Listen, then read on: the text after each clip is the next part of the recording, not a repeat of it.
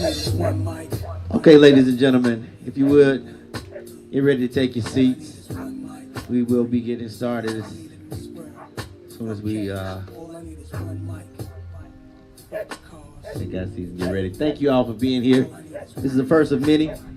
This is a preliminary open mic opportunity for our esteemed candidates for mayor, school board, council, or unaffiliated or haven't determined what they're going to do. This is a preliminary for them to reach out and speak to the community. Thank you to community for coming out. And thank you to those under the sound of my voice who are sitting and listening on their porches. Thank you all for tuning in. Nature Made, made to care for you every day. Febreze Plug stays first day fresh for 50 days and comes in over 30 delightful scents.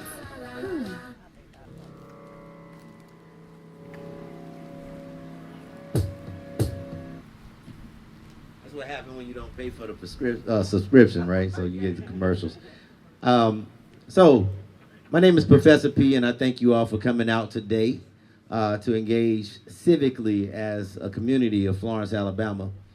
This is, we want to thank you for coming out to the W.C. Handy home, and thank you to the vendors, to Inga of Inga's Lashes and More on Tennessee Street. Y'all go out and see her, and thank you to Uncle G with Uncle G's Cookies. Man, please, y'all go out and support them. Make sure you get your smell goods, your soaps. I think that's what she had over there. And then please take us those cookies. Also want to thank Sweets by Ken. They have lemonade and sweet grapes, sour grapes, and all that type of stuff going on down there. So thank you to the vendors coming out. And we also have voters registration. So if you are not a registered voter, under the sound of my voice, thank you for coming to the voter registration people for being here. Ms. Sheila Thompson and Ms. Dixon, thank you all for being here. Who else I want to thank? I also want to thank my my people over here, Mr.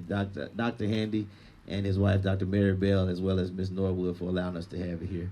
I am an ambassador to W.C. Handy, and I thank them for honoring us with that, myself and Claude Wilson. And I'm going to get out of your way. Your moderator tonight, or today, will be Miss Kimberly Jackson, and she will come in her own way. But before she comes, I'm going to allow Miss Norwood to come up and speak about the museum, and then Dr. Handy will follow.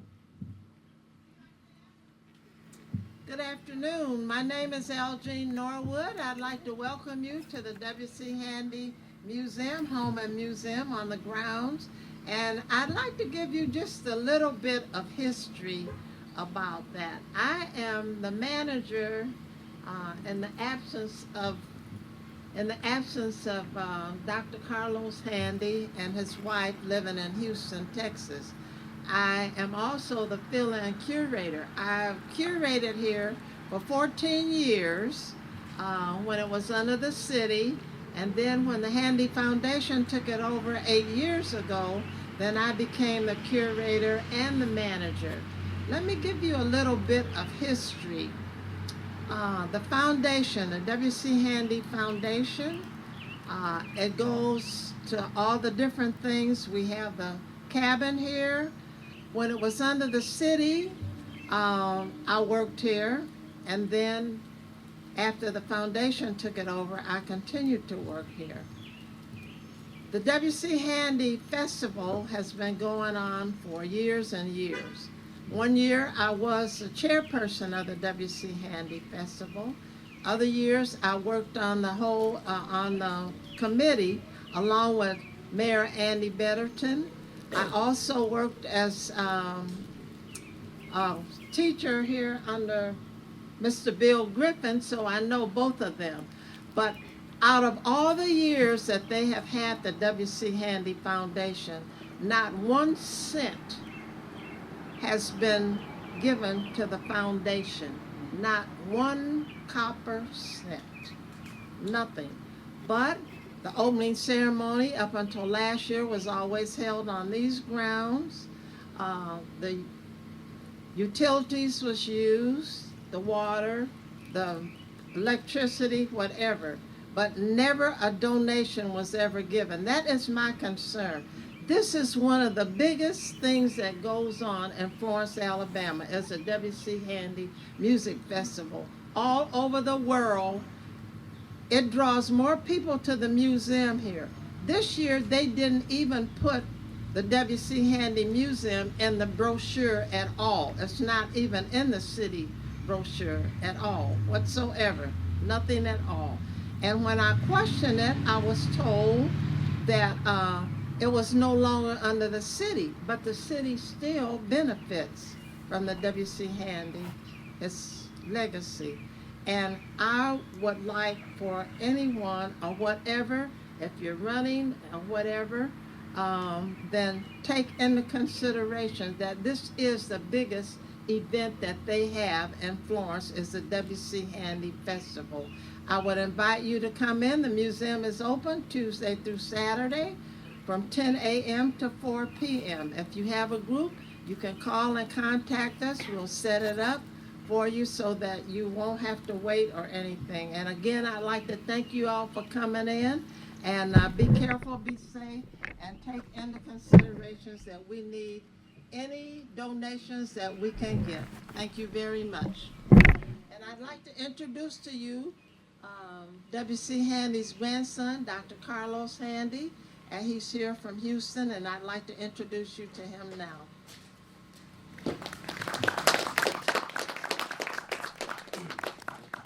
Yes, good afternoon.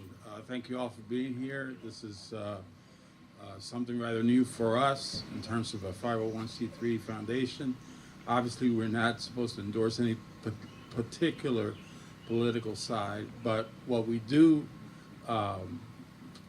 encourage, what we do advocate is whatever, whomever gets elected, that they think about the special place that the W.C. Handy Home and Museum has for this particular community. Back in the 1950s, my grandfather died in 1958.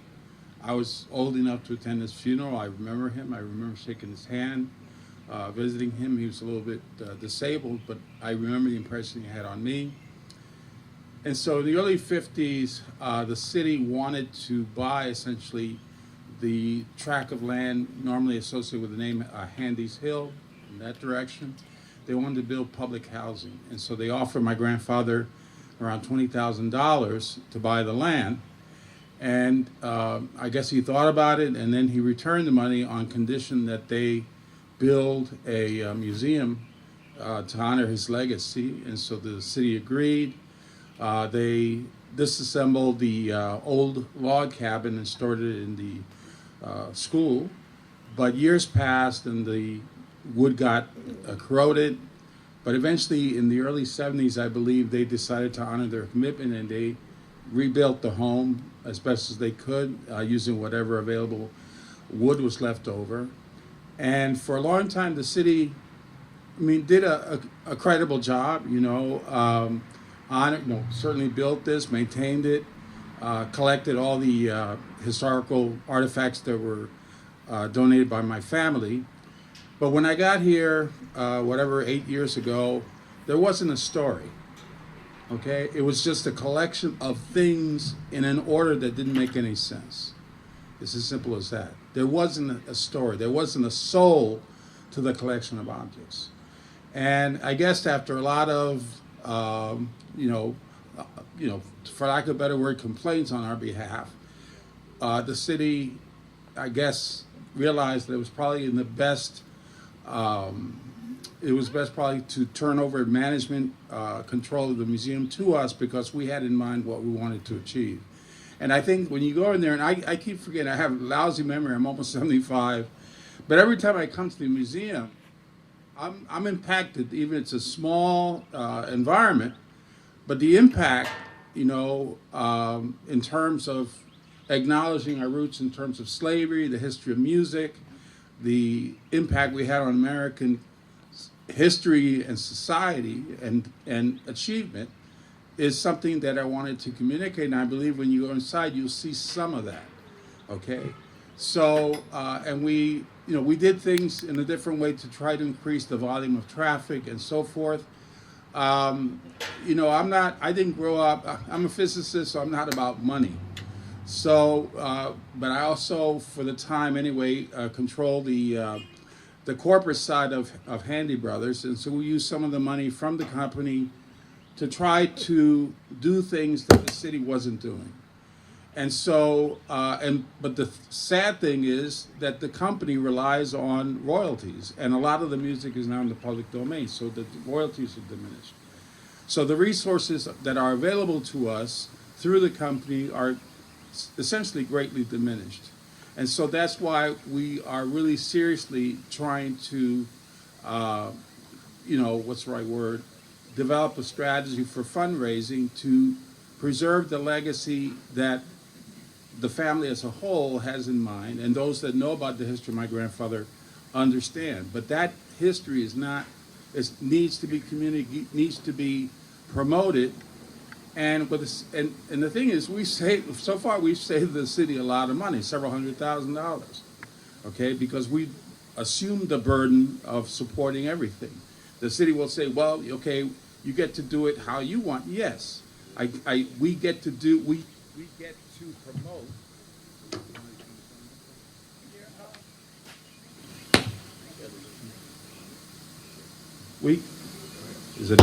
We get to promote the history as we believe it should be. So yes, so there is this curiosity that even though we are one of the most important historical themes in the city, we are an intellectual, cultural, artistic oasis, if you will, to this community, of which my grandfather was eternally dedicated to. Somehow the city has pushed us aside and pretend that we're not part of the city, that somehow we are the errant son that has gone, the wayward son that has gone away, and therefore it should be ignored. No, we are still part of the city. Anyway, the bottom line is that we welcome this event because it's part of this tradition, the part of the legacy my grandfather expected for the city to honor his legacy, and so doing honor the achievement that can come out of this community. Anybody can claim their right to American history through hard work and sacrifice and obviously talent. And that's what he represented, and that's what he wanted this institution to commemorate and to remind people of. So I appreciate the hard work that Ms. Norwood and her associate curators, museum staff have done. They have, done a yeoman's job of managing the museum and communicating the history of my grandfather. And they've worked very hard, and and should be rewarded at a different level. But they have dedicated themselves to what I just indicated in terms of promoting. Now, the greater good is the legacy of W.C. Handy, and that's what they're dedicated to. To Professor P. And his colleagues. They are the ambassadors. They are the lifeline from the museum. Since we can't be here 24/7, they are our connection to the community. They let us know what's going on, and hopefully develop a strategy that can encourage the community to really help us in telling this common story that benefits the city at large. That statue, that great statue that's right out there, the silver man with the trumpet, that's W.C. Handy. And that's something the city paid for. How can you have that statue and then for the W.C. Handy festival to somehow ignore the history of who Handy was, the history of this museum as somehow not part of an integral part of the city, the history of the city.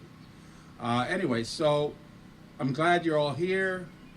What we're promoting is community involvement with what this facility represents, and we hope we can start a dialogue that enhances our common interest in terms of where we want to be. We have tons of historical records that would be great to enshrine in a much greater facility.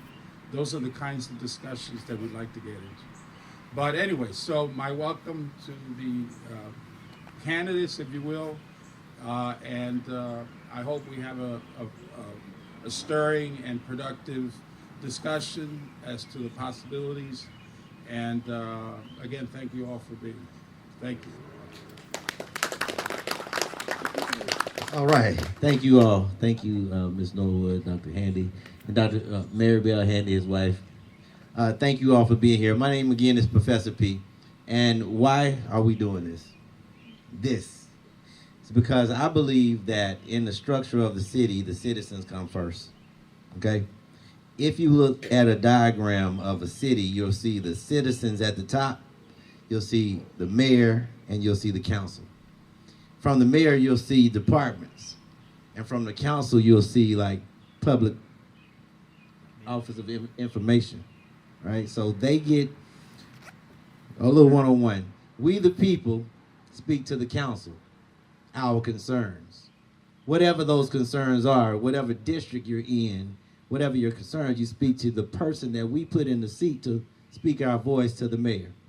The mayor and the council only talk about what we need, and then the person that's in the seat comes back and tell us what the what is, right? But if we, the people, don't speak, then we leave that person in the seat to do out the kindness of their heart, whatever they feel we need, and it might just be missing the mark. But the pressure and the onus is not on the seat, it's on the people. So I want to thank you personally for coming out.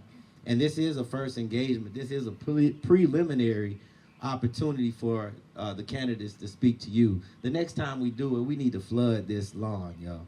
Because I personally hear too many complaints about certain things that we can get taken care of if we show up and speak our concerns. But if we don't show up and say anything, then you must be comfortable with what you have. But this is about change. The campaign you see on the stage is Change for Change. What we're saying is it don't take a lot. If you reach in your pocket and you have change, you put it in that bucket, you'll see activity on this lawn throughout the summer. Please engage. Please engage. Ms. Norwood told you we need money to fix the roof. You know, we need money to keep the lawn cut. We were doing work out here just to trim the trees back this morning. So we need money to do that. Or volunteers, either way. We need us to engage with what we have going on here. And more importantly, we need to vote our voice. So that's what this is about. Do you have two mics for the people?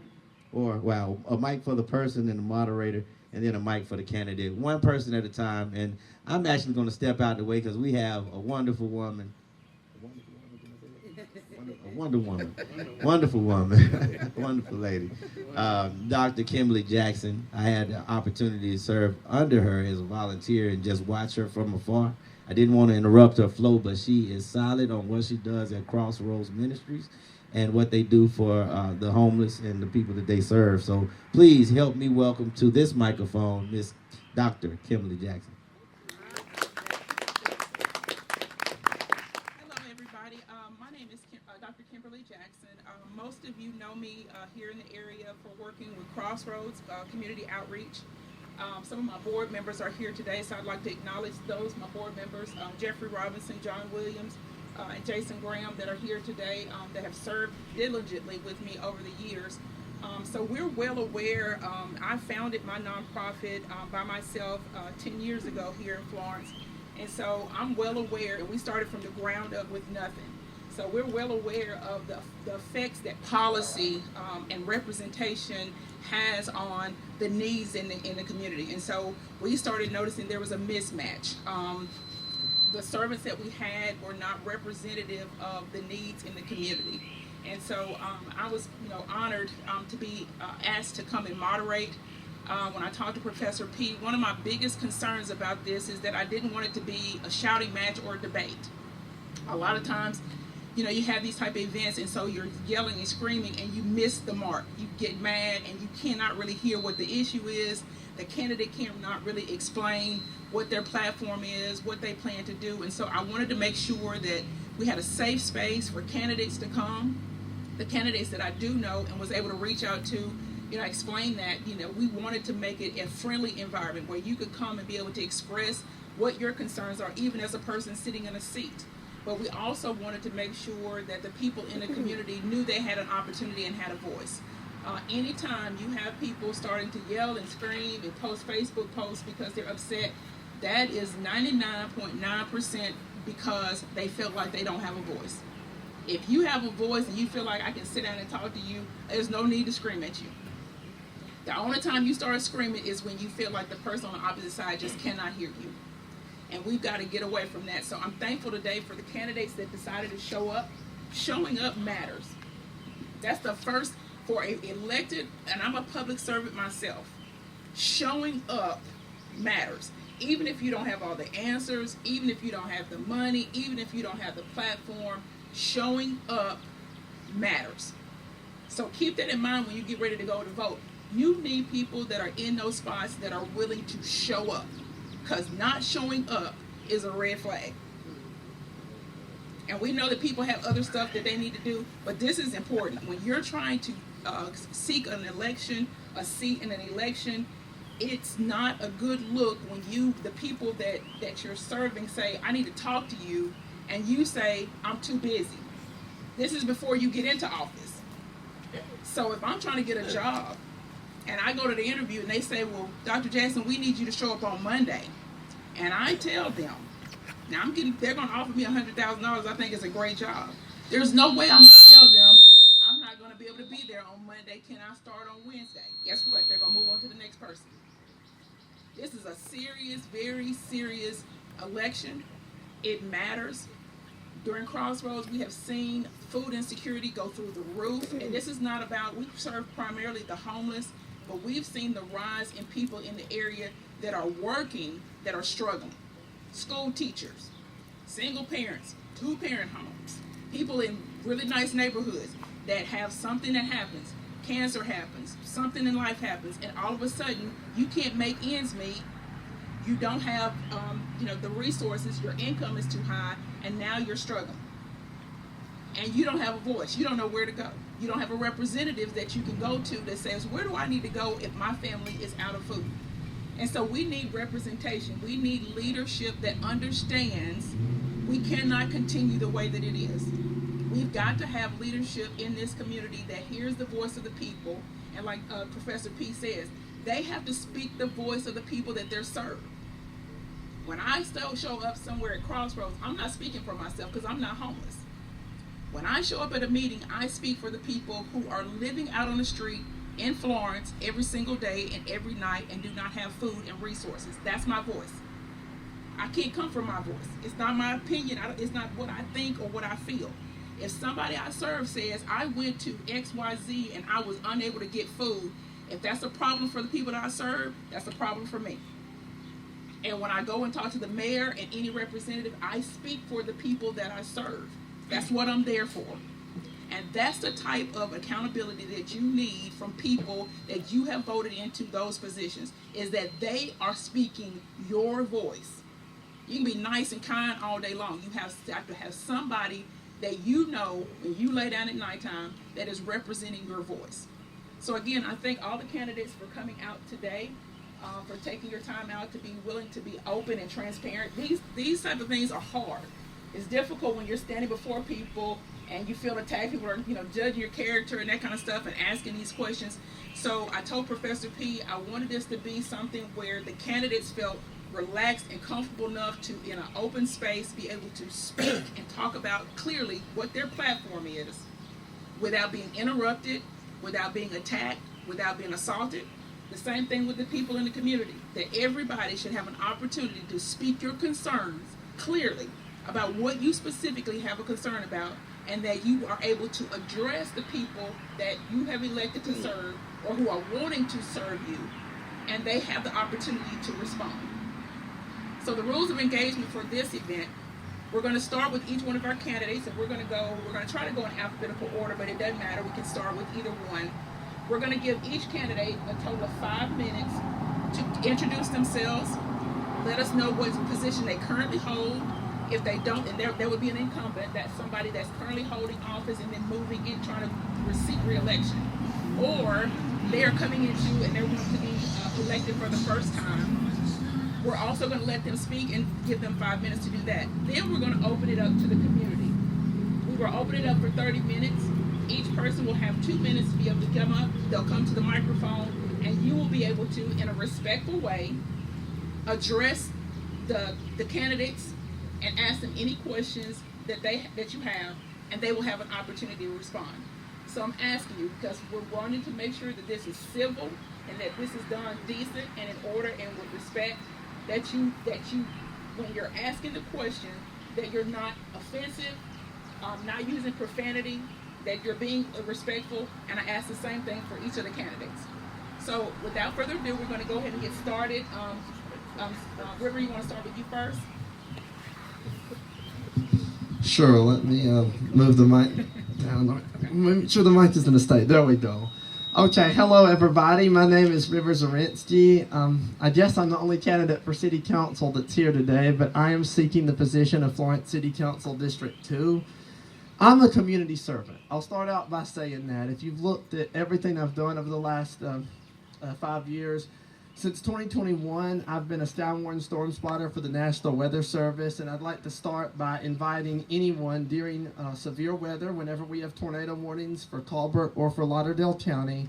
I live stream coverage on my Facebook and Instagram pages, where you can find me at River Zorinsky Star. And, you know, I really appreciate all the kind words I've gotten about my weather coverage from the community. I started it as a community service because I believe that, you know, I knew all the local landmarks. I knew all the local streets.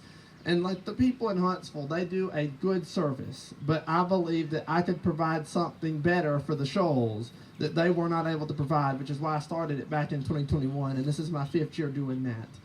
I'm also a member of our Florence Beautification Board here. For anybody who doesn't know what the Beautification Board does, we judge the landscaping of local properties throughout the city, and at the end of the year, we give the top 30 properties a black and gold plaque. So if you have ever seen those black and gold plaques in front of any businesses that say Beautification Award, I was one of 12 judges that decided that that property was one of the top 30 in the city. I also, as far as I'm aware, am the first ever candidate here in Florence to run for public office who is on the autism spectrum. At 18 months old, I lost all my words except for mama and dad, and it took me several years of speech therapy to relearn how to talk. And I wanted to put my voice toward doing something good and giving back to the community, because there's a lot of autistic people that aren't able to talk like I am. As a Christian, I believe that my voice is a gift from God. I believe that He allowed me to speak again for a reason. And another thing that I hope to achieve if I'm elected to office is to honor God. You know, I've made my faith a part of my campaign because, coming from a mom who raised me as a single mother, my grandfather and Jesus were the only men I had in my life. I love Jesus, and I hope to honor Him. And how I want to do that is love my neighbor as myself, treat everybody how I want to be treated. And I'll end with one more thing. I've had the privilege for multiple years to march with a group called I Stand Against Bullying that's run by local educator Trinita Owens and WZZA radio personality Tanya Carter. It's important to me to do that because I got bullied often growing up for things that went along with my autism, including wearing sunglasses. Being an autistic person, my eyes are extra sensitive to light, which is why I have to wear sunglasses, and that was something I got bullied for growing up. And I wanted to be a good example to especially our young generation, but to everybody on how we treat people respectfully. And so with that, I yield my time, and I hope to earn your vote on August 26th.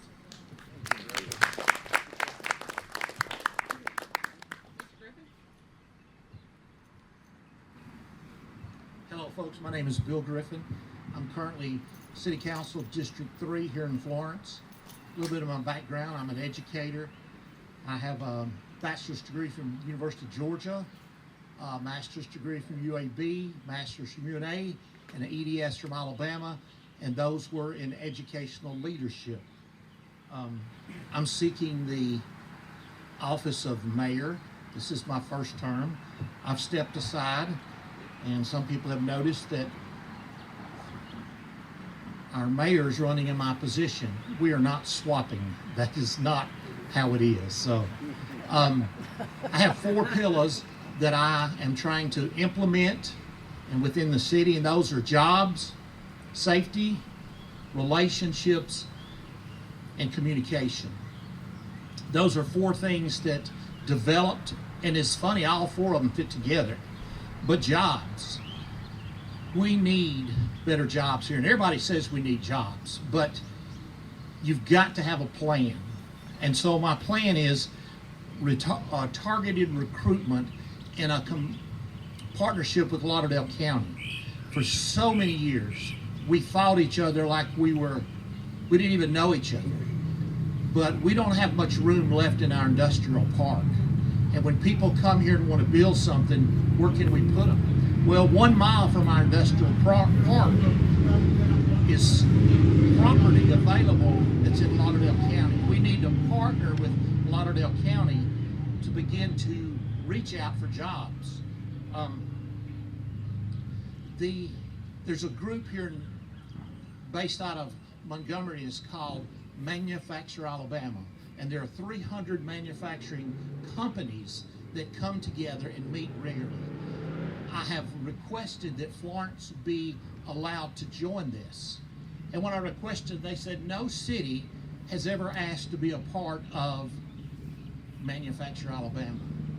And so they asked, well, are you the mayor of Florence? And I said, no, not yet, but I'll call you back in August. And so I want to become a part of that to make sure that we know what's going on, and those people that are building all over the state, and that comes to relationships and communication, that we have a relationship and we can start letting people know the good things that we have here in Florence, Alabama. Safety. I hate to say it, but Florence is 1.5 points more crime than in the entire United States. We are currently the 28th safest city in Alabama.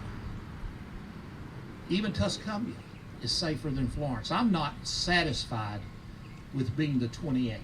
I'm not satisfied with being above the national rate. We've got to work at this. It's not something that just happens. One thing that I'd like to do is on the weekends have a police officer. Every shift has 10 officers on it, and we'd have one dedicated on the weekend downtown on a bicycle so they can hear what's going on. Just last month, a bar fight left one dead. That's unacceptable. We've got to do better. So, safety. Going back to communication, which crosses with that, my phone number is 335-6575. I give it to everybody. And I met someone here today who said, I called you and I just want to meet you. Professor P. He called me one day and said, I just want to know if you answer your phone. And I said, yes, sir, I do. And so he said, I need this, this, and this. And I learned when he calls you, he needs something, and it's sometimes a short list and sometimes a long list. But being available to the citizens of Florence, everything that I publish has my phone number on it.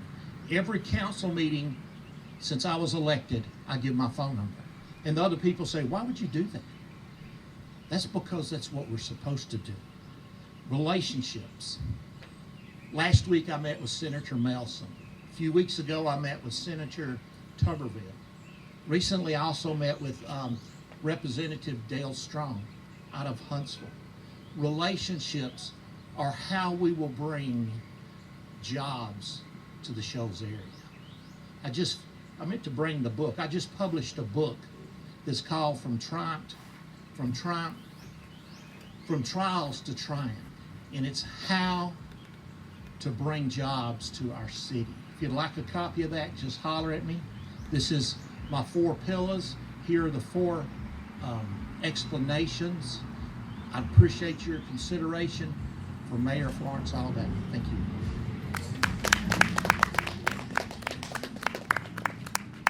Mr. McCoy? Hey, how we doing today, everybody? Good. I appreciate everybody for coming out today. I appreciate the WC Handy Ambassadors for organizing this event and giving us a platform to voice our vision for the city of Florence. But for those of you who may not know me, I am Christian McCoy. I am a lifelong resident here in Florence, Alabama. Fairly young, I'm 24 years old. I am a young father to a 4-year-old little girl who is the motivation behind everything that I do. But, a lot of people ask the most pressing and the most reasonable question, which is, CJ, why are you running for mayor at just 24 years old? And the truth is, I've faced experiences in my life that many people who are adults haven't faced. And I'll just give you some examples. Going back to as long as I can remember, from the age of 3 years old, I ended up losing my dad to gun violence. And so my entire life was surrounded around finding my identity as to, who I was as a young man growing up in the city of Florence. So my emotional outlet has always been sports. So I played sports all the way into my senior year of high school, started getting a lot of attention and recognition from different schools and colleges. And I made up my mind that by the time I graduate, I would go off and I would start a new career where I could find my identity. But my senior year of high school, I ended up tearing my ACL for the second time in a row, and the same knee. And all of these dreams that I had to go off and play college ball at a collegiate level, even my identity that I felt at that time was who I was, all of that was stripped away. Even at the peak of my career, I ended up in situations as a young man that led me to being homeless and sleeping out the backseat of my car. But despite all of these situations, I never let it push me down and break my spirit, because I understood who I was in the core of my essence. After I graduated high school in 2019, I ended up randomly in the cancer center, where I spent months and years of going through different surgeries, different tests, of being emotionally and physically in pain, and just having to navigate through that entire phase of my life. And through that experience, it led to an invention of a smartwatch medical device. And from that point forward, it allowed me to fulfill my purpose. As River said, having that spiritual foundation, having God as the center of everything that you do, it allowed me to push forward and to push through all of those circumstances that could have kept me down. And so now I have the ability to fulfill my purpose, not only for my young 4-year-old daughter, but for the community that poured into me, the coaches, the teachers, the nurses, everyone who nurtured me physically, emotionally, and mentally. I have the ability to pour all of these resources back into the community. So this is what's leading me to run for mayor. But in terms of my policies and the initiatives that I plan to implement for the city, I have 4 that I am focusing on now. One would be infrastructure, economic development, public safety, and education. I think the most obvious and most critical one that affects us on a daily basis will be infrastructure. There's no reason why we should drive in the roads and have to play bumper cars and swerve from lane to lane to simply dodge potholes in the streets. There's no reason why we should have workers for the city of Florence sitting in a building and working in a building that floods every time it rains, that has mold. These are all things that are completely unacceptable, and it has to be addressed. There's no reason why every time it storms outside, all of our power should go out every single time.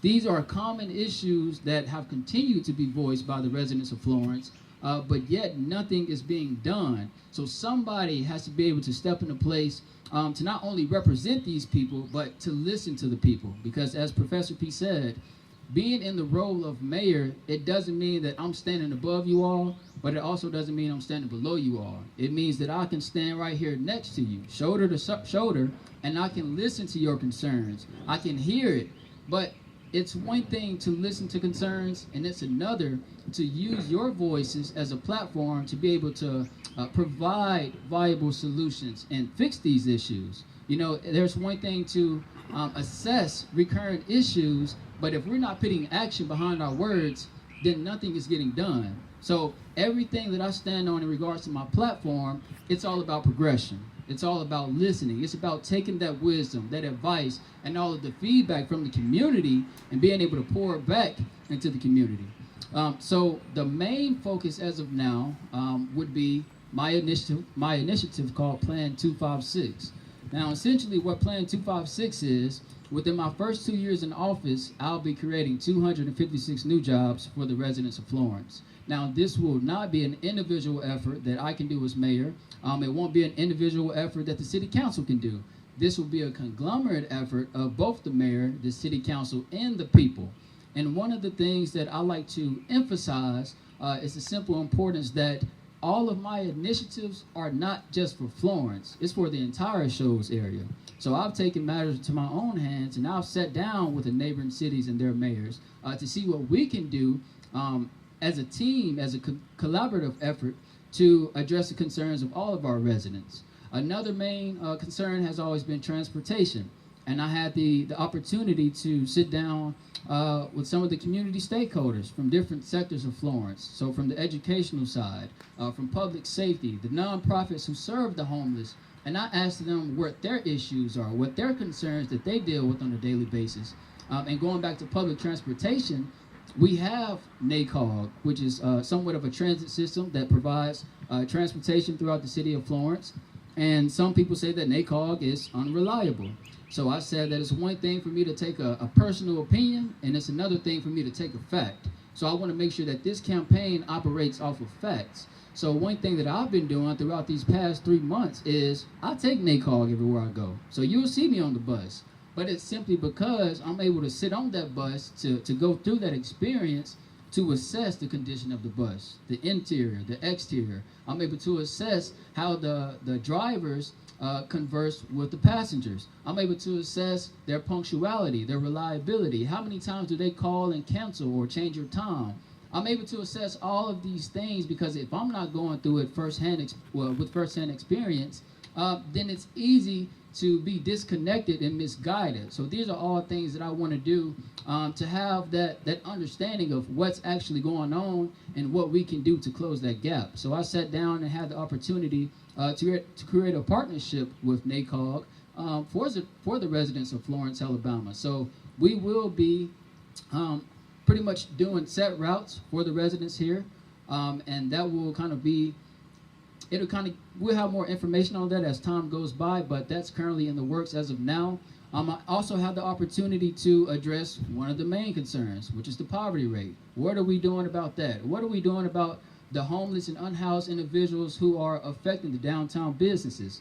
So I've also had the opportunity to come together with the churches, come together with the nonprofits, to come together with different community leaders. And what we agreed on is that we can take these unhoused individuals, we can take them through a program from 3 to 9 months, just depending on the particular person.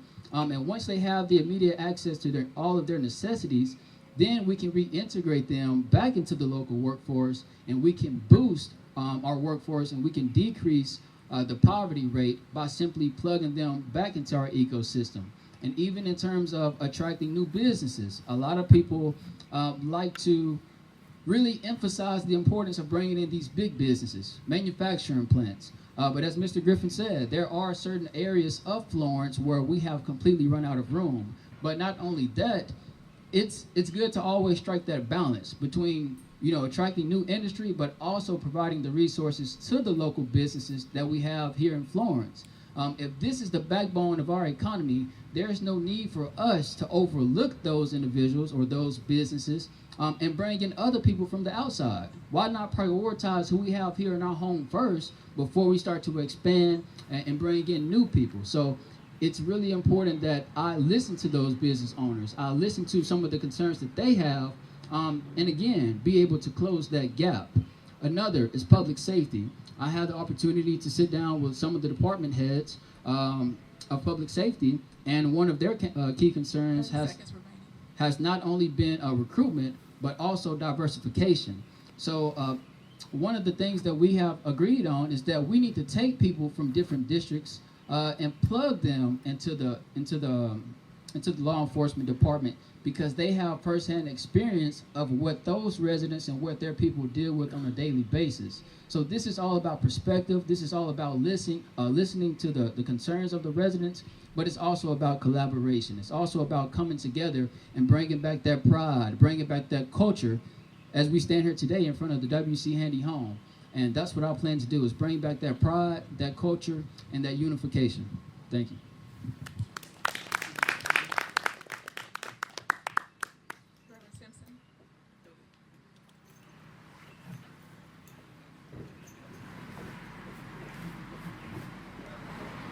Clap your hands, all you people. Shout unto God with the voice of triumph. Great is the Lord, and greatly to be praised. I will bless the Lord at all times. Y'all probably know what I've been doing for a while. Amen. I'm a minister of the gospel of the kingdom of God. Been doing it for 30-something years. I was born and raised as a black man on the west side of Florence, Alabama. I have been suffering, and my family have suffered from the purposely being impoverished and marginalized and looked over for many years. I've been attending city council meetings for over 20 years, just like I was getting paid. Wasn't getting paid by them, but I was getting paid by the Lord. Are you still here? Went to sit in the courtroom for over 10 years just listening to cases where people were charged with crime on my own by the Spirit of God. I've been ministering to those that have been incarcerated at our Lauderdale County Detention Center for over 20 years. A lot of races have come to the Lord through my ministry. So what we are trying to do, not only in Florence, but in this nation, is to stamp out greed and racism. That's what we need to do first. And we need to stop that wolf from taking over again in Florence. The only problem is we don't have a team that really want to stand up with faith to come outside of the church building and do anything in the community that's going to benefit our people. I see a few people here that's doing something in the community. Mr. Williams, he's not just a church monkey. He comes out with a sword of the Spirit. He come to tear down racism and all this junk that people want to hide behind. They used to be in a hood, but now they pull them off. But we need to know what the Constitution said, the preamble to the Constitution. A lot of people don't even know the Constitution, but they want to be in government. Don't even know the rights as a citizen, but yet they want to be in government and be your leader when they don't even know the wolf when he comes in sheep clothing. If you want a different thing to happen in your city, you got to listen to different people that want to come and make a change in our community. See, the devil want to take away our freedom of speech, freedom of religion. Now he's trying to take it away where they can charge you with a crime and you can't even have counsel, and they're going to send you overseas. If you think they're going to stop with the immigrants, you got another thing coming. They want to send Americans over there now. And y'all waiting for them to come to y'all. Y'all need to defend yourself before. While they messing with somebody else's house, they coming at yours. The wolf don't come to give you nothing. He come to take everything from you. He come to take your property, your money, your job, your wife, and your children. You need to know what the wolf is about. But we need to stop the wolf in Florence. We got some things that we've been trying to get done for years. To get another bridge down past College all the way to Highway 20. But anytime we need money to do something, money goes somewhere else. You got to know what you're fighting against. Somebody need to say fight back. I never learned how to play a coward in school. When I saw a bully coming, I never ran from him. I know how to fight back. We need to know how to fight back in Florence. When people try to deny our rights, when people try to move us to aside, people start arresting us for little or nothing, throwing away the key. No, I play hardball. I don't play softball. I'm not just a good talker. I didn't go to college or university. I went to the Lord. And I know how to play hardball. If you want to stay in the same condition you are, broke, busted, can't be trusted, keep sitting down. Well, I'm not sitting down. I'm running for mayor for the city of Florence. And I believe when I become mayor, a lot of things going to change, especially here. You've been denied the rights to assume the possibility of leading this city and being here at this Handy Museum. But to see, that's going to stop. Once I'm mayor, black folks are not going to be put in the back of the bus. 30 seconds. They're not going to be put on the shelf. You get behind me, we'll push this thing into the promised land. You can have it.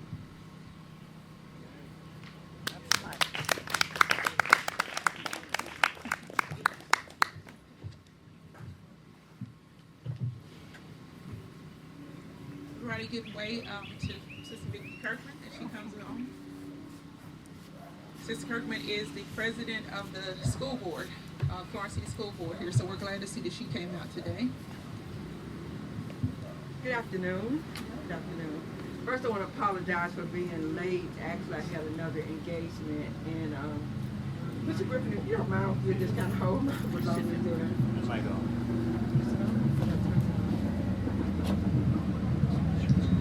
Hey, there you go. Thank you so much. So again, I just want to apologize for being late. I did have another engagement. I really wanted to be here. So I recognize that nobody's here but the candidates for mayors and in the council. But I am currently a school board representative for the District 1. And I know that we do not qualify until June, but I told Mr. Professor P that I wanted to stop by and just let the people know that I do plan to run for this election again. So I want to first say thank you for allowing me to serve already, but I will be qualifying and asking for your vote for another term to serve as the school board, not president, school board representative for District 1 for this term as well. And the reason being is because since I've been on the school board, I have had the opportunity to serve this district and to get some things done for our children and our students in this area. When I first got on the school board a few years ago, one of the things that was going on at that time is that this school here that is one of our historic schools was up for sale. That was one of my greatest accomplishments to me. There were 3 schools that was up for sale. It was Brandon, Powell, and Burl Slater. And it just broke my heart that our legendary school was up for sale.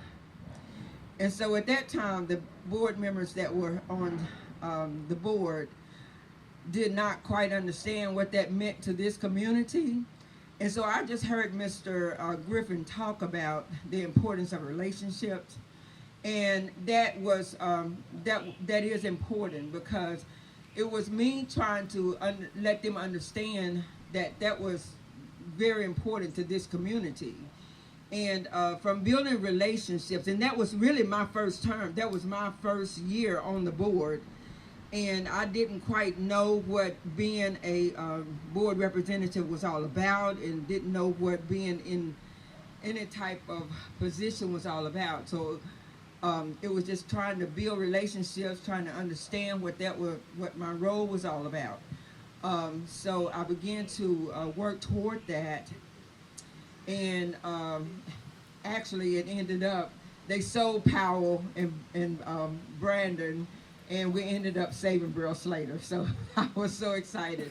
And then just from that, just other things that I felt that was important to this community. Diversifying the leadership in the school was one of the things that was very important. because there were a number of students that were the poverty level that was at that time was like at 50% African Americans, but there were only like one person that was in leadership at Wheaton at that time. And so it was important for our children to see people that looked like them. And so that became a challenge and something that I wanted to work on as well. And I began to just talk to my constituents and let them come to understand the importance of that. And so since I've been on the board, and I see what's happening, but I wanted to let you know that became important, and we began to work toward that. And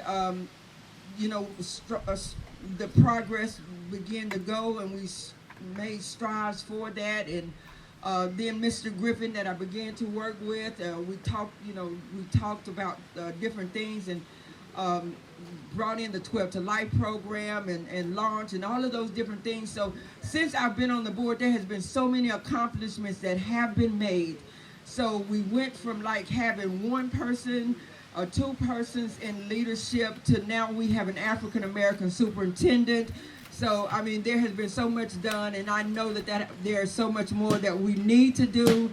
Our student achievement, when I first got on the board, our graduation rate was 68%. It is now 97%. So, I mean, I know that there has been a lot that I have been able to accomplish along with my other constituents. And so I just know that there's more to do that you have allowed me to do, and I'm going to ask for your vote to continue to do that work. So I just wanted to announce that I do plan to run, and I ask for your vote. So thank you so much. Hey, you can plan a pretty picnic, but you cannot predict the weather. We will do this again. Thank y'all so much for coming out.